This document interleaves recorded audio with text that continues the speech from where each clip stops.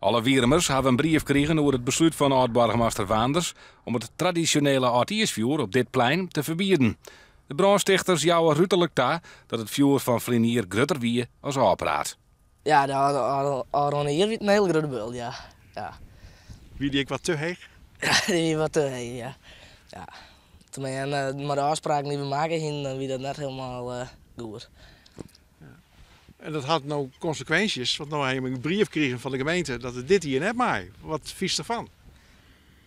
Ja, jammer, maar ja, aan de ene kant is het net door, want we hadden zelf ook gewoon aan het maken. Maar we wel proberen om toch wel een bronbeeld te maken, ja.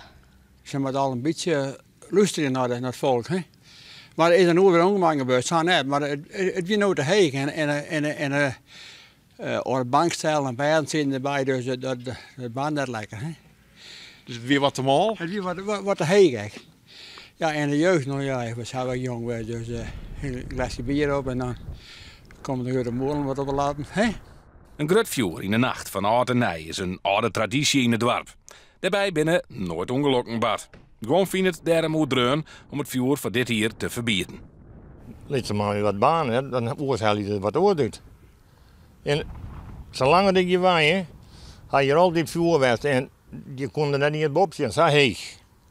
En nu is een kubskisten en nu verbieden het.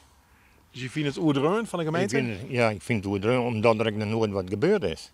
Ja, verder ik denk dat het misschien nog wel goed komt, dat we misschien nog een afspraak maken, hoop ik.